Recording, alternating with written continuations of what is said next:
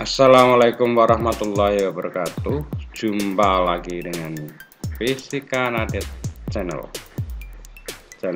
yang membahas tentang permasalahan fisika tingkat SMA kelas 10, 11 maupun 12. Oke, dalam kesempatan kali ini kita akan membahas tentang teori relativitas Einstein, yaitu materi fisika kelas 12 untuk semester kedua.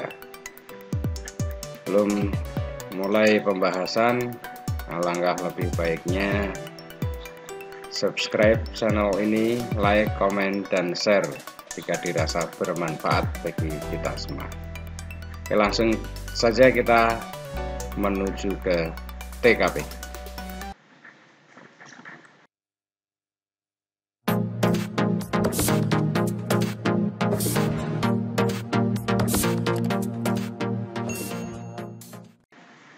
Ya. Relativitas adalah ilmu yang membahas tentang gerak benda yang bergerak mendekati kecepatan cahaya. Jadi ilmu ini didasarkan pada postulat Einstein, dua postulat Einstein, yaitu yang pertama, hukum fisika berlaku untuk setiap objek dalam semua kerangka acuan yang bergerak dengan kecepatan tetap terhadap yang lain. Artinya bentuk persamaan fisika akan selalu sama walaupun diamati dalam kerangka dalam keadaan yang bergerak. Kemudian yang kedua, kelajuan cahaya dalam ruang hampa selalu sama untuk semua pengamat dan tidak tergantung pada gerak sumber cahaya maupun pengamatnya. Cahaya melaju dengan kecepatan 3 kali 10 pangkat meter per sekon. Nah, ini merupakan besaran yang absolut ya, besaran mutlak.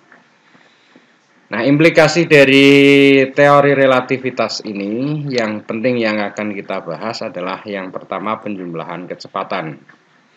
Jadi misalnya ini ada bumi, kemudian di sini ada pesawat, dan dari pesawat ini mengeluarkan peluru.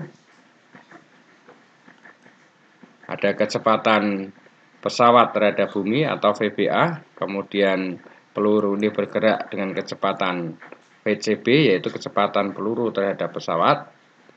Maka berlaku penjumlahan kecepatan di mana VCA atau kecepatan peluru terhadap bumi, kecepatan benda C terhadap A itu dirumuskan sebagai VCB ditambah VBA dibagi 1 plus VCB kali VBA dibagi V kuadrat.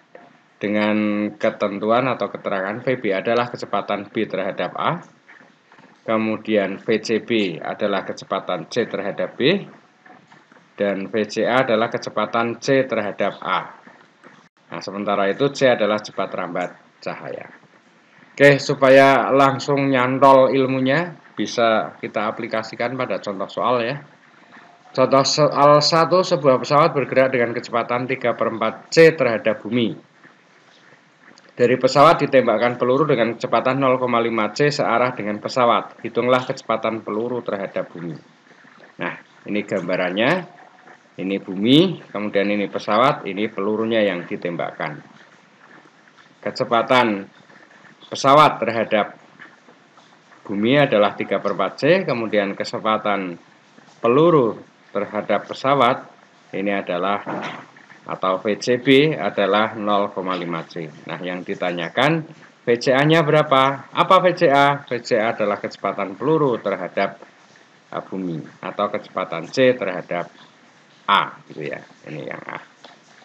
Langsung kita eksekusi ke rumusnya. VCA sama dengan VCB ditambah VBA dibagi 1 plus VCB kali VBA per C kuadrat. Sehingga kalau kita masukkan ini setengah C ditambah 3/4 C ya, kemudian 1 ditambah setengah C dikali 3/4 C dibagi C kuadrat. Nah, C-nya bisa kita coret karena pembagian, sehingga ini setengah C tambah 3/4 C menjadi 5/4 C dibagi dengan 1 ditambah 3/8. Nah, jadi 5/4 C ditambah ini 11/8, sehingga akan ketemu VCA sama dengan 10/11 C. Nah, ini contoh soal dari penjumlahan relativitas, penjumlahan kecepatan dari dua buah benda yang kecepatannya mendekati kecepatan cahaya. Nah, untuk kecepatan-kecepatan yang tidak mendekati kecepatan cahaya berlaku penjumlahan kecepatan biasa ya. Jadi faktor yang di bawah ini tidak ada. Dibahas di mekanika Newton di kelas 10 ada.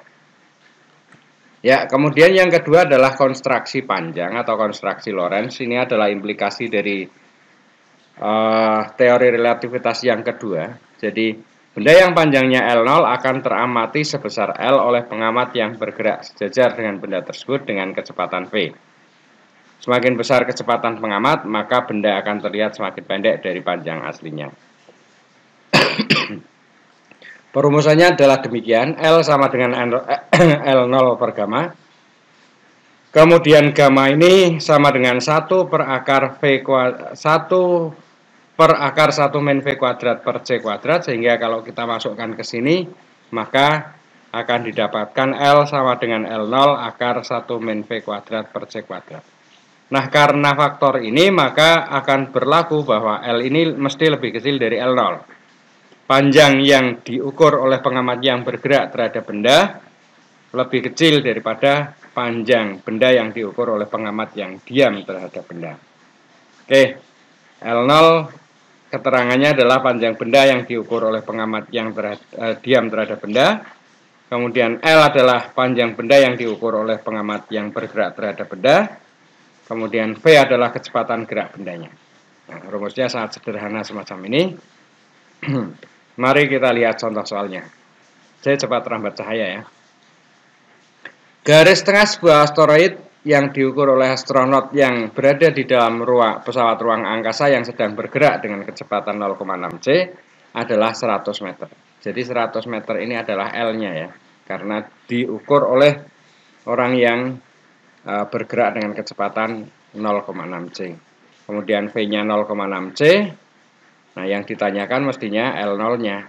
Sehingga dengan mudah bisa kita masukkan pada rumus ini. L sama dengan L0 akar 1 min V kuadrat per C kuadrat. Kita masukkan harganya, ini 0,6 C kuadrat dikuadratkan. Nah, C-nya bisa dihabisi atau bisa dicoret. Sehingga 100 sama dengan L0 akar 1 min 0,36. 100 sama dengan ini akar 1 kurangi 0,36 adalah 0,64 ya. Akarnya 0,4 adalah 0,64 adalah 0,8. Sehingga L0-nya sama dengan 100 dibagi 0,8 atau sama dengan 125 meter. Jadi bisa terlihat bahwa L yang 100 kemudian L0-nya yang 125 meter.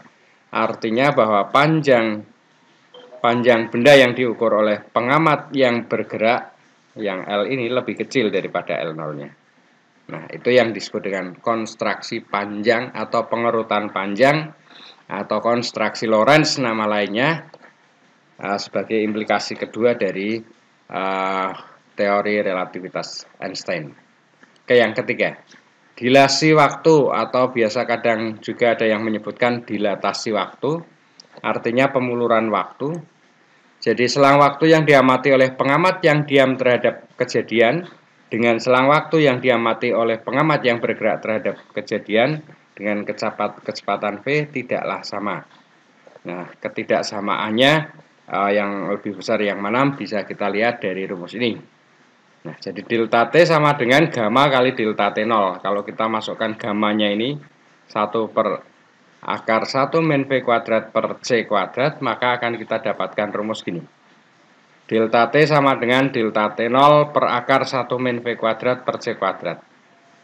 Dengan ketentuan dengan faktor yang semacam ini kan mesti menyebabkan faktor di dalam tanda akar ini mesti di bawah 1, artinya lebih kecil dari 1. Maka nanti akan didapatkan delta T ini yang lebih besar daripada delta T0. Jadi delta T-nya lebih besar dari delta T0. Atau dengan kata lain bahwa waktu yang diukur oleh pengamat yang bergerak terhadap kejadian lebih besar daripada waktu yang diamati oleh pengamat yang diam terhadap kejadian.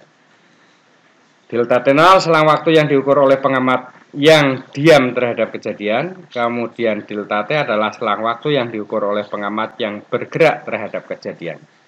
Kemudian V kecepatan gerak bendanya, C adalah cepat lambat cahaya. Nah, penasaran lihat contohnya? Ya, mari. Yanto dan Yanti adalah sepasang anak kembar.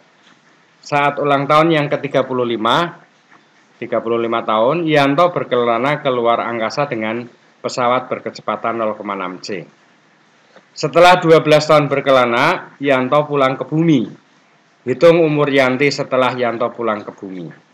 Nah, kalau ini kita bandingkan dengan kejadian di bumi dengan kecepatan-kecepatan yang jauh lebih kecil dari kecepatan cahaya, maka ini termasuk pertanyaan yang aneh.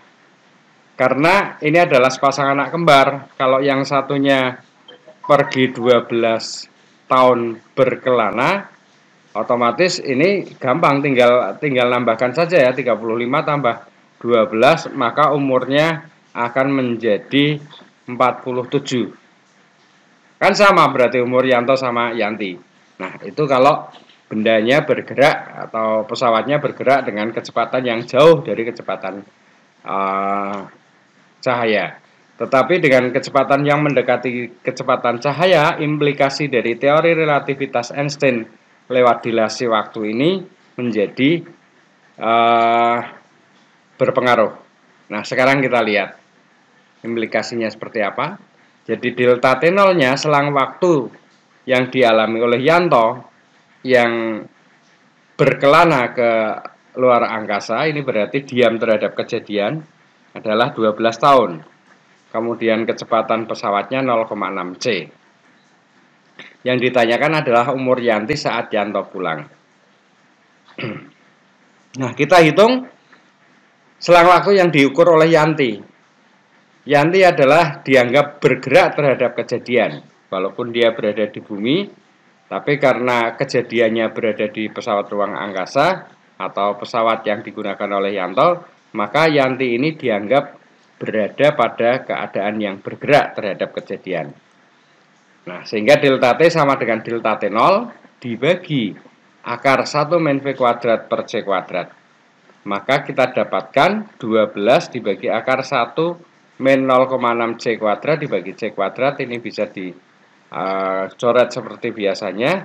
Maka akan kita dapatkan delta T sama dengan 12 dibagi akar 1 min 0,36. Delta T sama dengan 12 dibagi akar 0,64, ini adalah 0,8, adalah 15 tahun.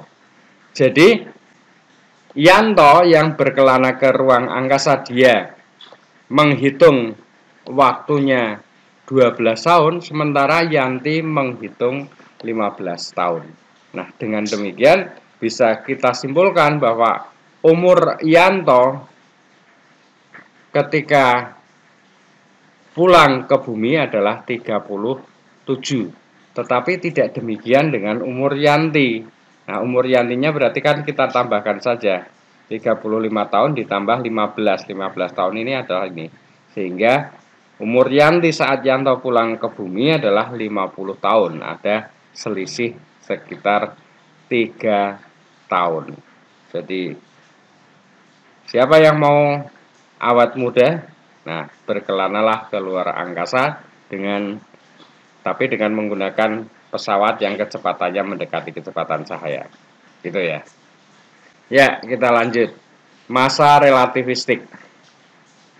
Massa benda yang bergerak dengan kecepatan V akan lebih besar daripada massa diamnya. Jadi M dirumuskan sama dengan gamma M0. Gamma biasa seperti biasa seperakar 1 min V kuadrat per C kuadrat. Sehingga M sama dengan M0 per akar 1 min V kuadrat per C kuadrat. Dengan format rumus yang semacam ini, jelas nanti M akan lebih besar daripada M0. Seperti delta T tadi lebih besar daripada delta T0. Keterangannya M0 adalah massa diam, M adalah massa relativistik atau massa benda yang bergerak, kemudian V kecepatan gerak benda, dan C adalah cepat lambat cahayanya. Contohnya, hitunglah kecepatan sebuah benda agar massanya menjadi 2 kali massa diamnya. Ini jelas diketahui M-nya sama dengan 2M0 gitu ya. M-nya kita masukkan pada rumusnya, M sama dengan M0 per akar 1 min V kuadrat per C kuadrat. Sehingga 2M0 sama dengan M0 per akar 1 min V kuadrat per C kuadrat, maka M0 ini bisa kita coret. Nah, ini pindah ruas ke sana, kemudian 2 ini menggantikan tempat akar 1 min V kuadrat per C kuadrat, persamaannya menjadi akar 1 min V kuadrat per C kuadrat sama dengan setengah. Nah, kalau akarnya kita hilangkan, maka dikuadratkan saja ruas sebelah kanan. Sehingga 1 min V kuadrat per C kuadrat sama dengan 1/4. Atau V kuadrat per C kuadrat sama dengan 1 dikurangi 1/4. Ini 1 kurangi 1/4 gampang ya, 3/4. Nah, maka V kuadrat per C kuadrat sama dengan 3/4. Sehingga V kuadrat sama dengan 3/4 C kuadrat. Dan V sama dengan setengah ya, akar 3C ya. Ini akar 3, kemudian akar dari 4 adalah 2, berada di bawah menjadi setengah akar 3C. Nah, ini contoh soal dari massa relativistik. Jadi, supaya massanya menjadi 2 kali M0, maka geraknya harus memiliki kecepatan setengah akar 3C. Dengan C adalah kecepatan cahaya di udara, cepat rambat cahayanya. Kita lanjut ke implikasi yang selanjutnya, yaitu tentang momentum relativistik. Nah, konsekuensi dari massa relativistik menimbulkan momentum relativistik, di mana P sama dengan rumus momentum adalah MV ya, sehingga M-nya bisa kita ganti saja dengan persamaan M yang kita peroleh tadi, sehingga P sama dengan M0 per M0V per akar 1 min V kuadrat per C kuadrat. Nah, cuma seperti ini rumusnya. Nah, ini keterangannya. M0 massa diam, M massa relativistik, V kecepatan gerak benda, dan C adalah cepat rambat cahaya. Oke, contohnya supaya komplit. Contohnya saya berikan satu persatu. Sebuah elektron yang massanya M0 bergerak dengan kecepatan 0,8 C. Hitunglah momentum relativistiknya. Nah, sesuai dengan rumus tadi, P sama dengan M0 kali V per akar 1 min V kuadrat per C kuadrat.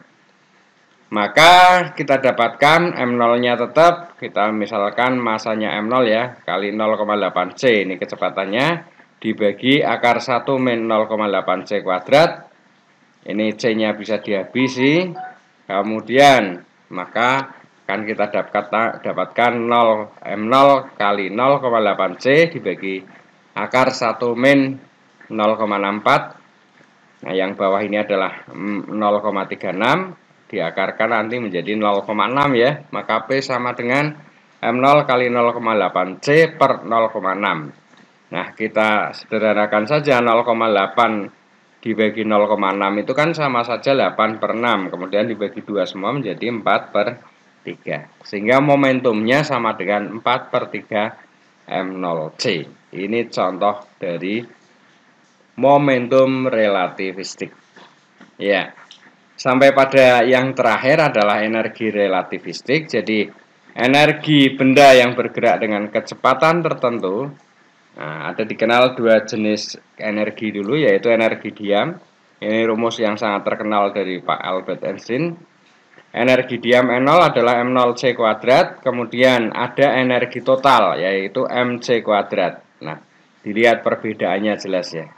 Kemudian, untuk menghitung energi kinetik tidak berlaku rumus setengah MV kuadrat gitu ya. Ingat, rumus setengah MV kuadrat tidak berlaku pada konsep relativistik.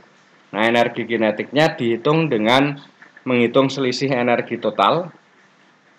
Energi total ini ET dikurangi dengan energi diamnya. Sehingga energi kinetiknya bisa kita hitung dengan mudah menggunakan rumus EK sama dengan MC kuadrat energi totalnya dikurangi dengan M0C kuadrat energi diamnya. Nah, ya, M0 seperti biasa massa diam, M massa relativistik, V kecepatan gerak benda, kemudian C cepat rambat cahaya. Nah, itu diantaranya adalah 6 implikasi dari teori relativitas Einstein yang menyebabkan ada penjumlahan kecepatan, kemudian konstruksi panjang, dilasi waktu, momentum relativistik, massa relativistik, dan energi relativistik. Nah, soal-soal itu biasanya yang sering muncul di penilaian akhir semester atau ujian sekolah gitu ya. Jadi kita harus tetap menguasai relativitas. Oke, itu saja dari saya untuk pertemuan kali ini. Jangan lupa subscribe, like, komen, atau share jika dirasa video ini bermanfaat bagi kita semua. Assalamualaikum warahmatullahi wabarakatuh. Salam fisika.